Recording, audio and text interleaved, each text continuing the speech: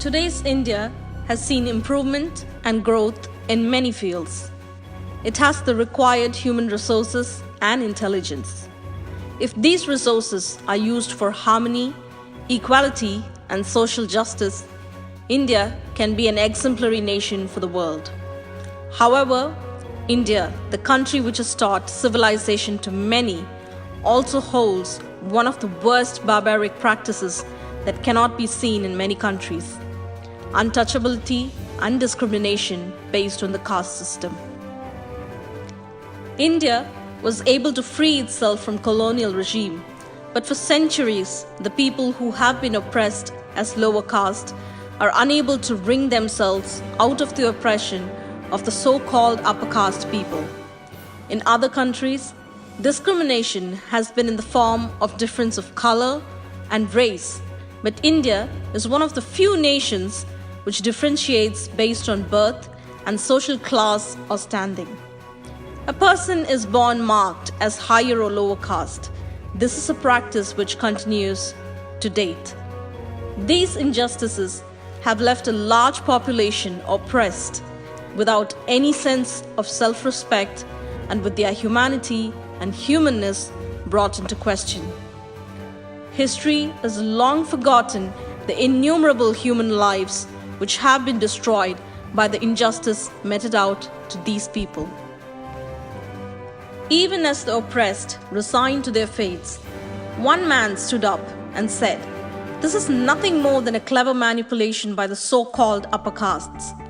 Ignorance and superstitious beliefs contributed heavily to caste discriminations, and the self-respect movement arose from this background with the aim to uplift those downtrodden. The movement itself was spearheaded by a man born into the Naikar caste, a supposed upper class. This did little to deter him and his fight against social injustices, caste discriminations, superstitions, and Brahmanism. He became the voice of those oppressed. Thanthai Periyar, as he is now known among the Tamil population, is a highly respected and revered figure. Born on the September 17, 1879 as E.V. Ramasamy to Venkatappa Naikar and Chinna Thayammal, Periyar is a native of Erode. Even with a privileged upbringing, Periyar pursued his education only for 3 years as he joined his father's business at a very young age. Even as his peers enjoyed their status and privilege that comes with being upper class, Periyar was always drawn to rationalism and social justice. This also marked the beginning for his social activities and community work. In 1919, at the age of 40, Periyar left his family business and joined the Indian National Congress, thereby foregoing his position in the Erode municipality as the leader along with 29 other posts that he held. In 1922, at a rally held in Tirupur by the Tamil Nadu Congress Party, Periyar put forth the suggestion to allow people from all walks of life, irrespective of their caste and class, into temples and other places of worship. There was obvious condemnation raised by Brahmins. Periyar refused to back down and within the next 3 years initiated the Vaikom Satyagraha. The victory arising from this protest culminated in the so-called untouchables to walk freely without fear on roads that were earlier forbidden to their usage. This protest is often cited as the first of its kind that looked to change India into the modern society it is now. From the time Periyar joined the Congress movement, he strove hard to abolish untouchability. Periyar realized that for social equality to be present, those from the backward communities must be uplifted by giving them reservation in education and power. Gandhi was staunchly against reservation, and Periyar had little choice than to leave Congress in 1925. In the same year, Periyar floated his hugely successful self-respect movement by which he is now identified and held in high honor. Superstitious practices and customs that forbade the growth of a nation irked Periyar. He implored the people of Tamil Nadu to drop these and urged them to marry without priests. Periyar emphasized on equality for women in all fields of work, encouraged intercaste marriages and widow remarriages in a time where it was unheard of. Periyar was keen to abolish the courtesan method that was followed in temples and rallied large support legally.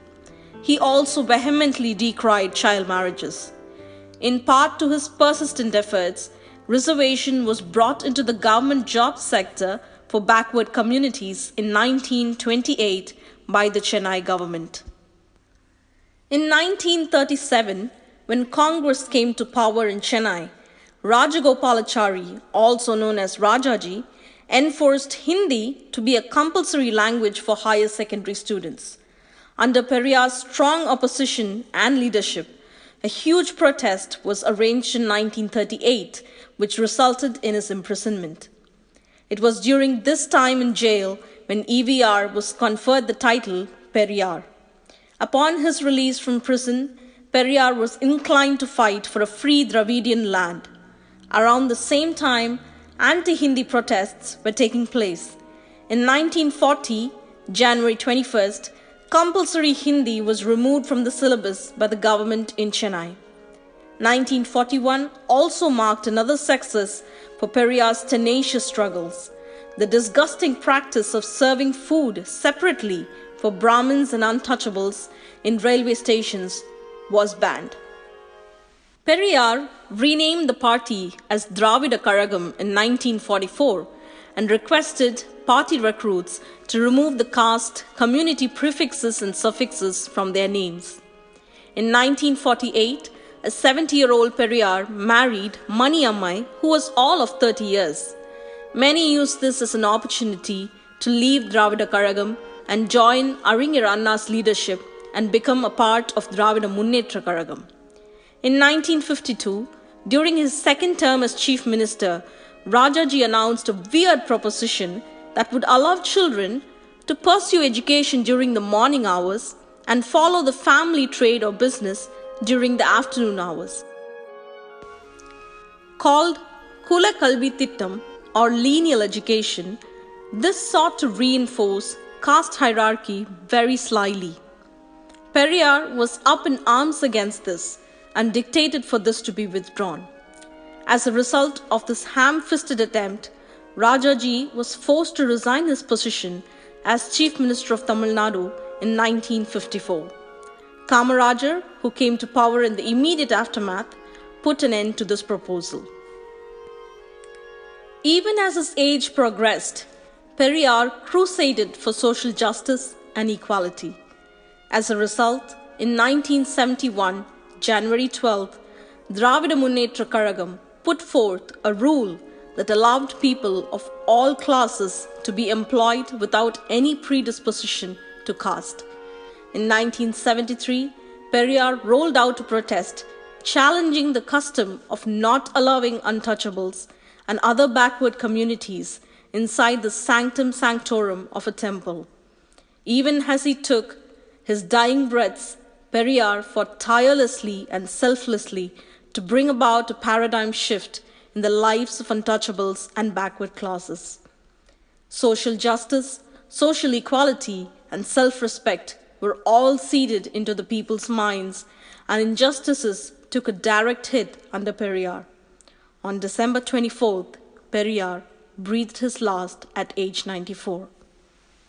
UNESCO recognized and conferred Periyar with an appreciation in 1970. The award that was conferred to him has the following words: "A new age messenger, Southeast Asia's Socrates, father of social reformation, an enemy to ignorance and superstition, a person who fits all of the above, Thanthai Periyar. For someone who has the ability to be fearless in his thoughts, for someone who respects the other even if they are his enemies, for someone who believes fairness must prevail. Beyond all this, for someone who has the courage to throw away superstitious beliefs, the world will always be in his hands."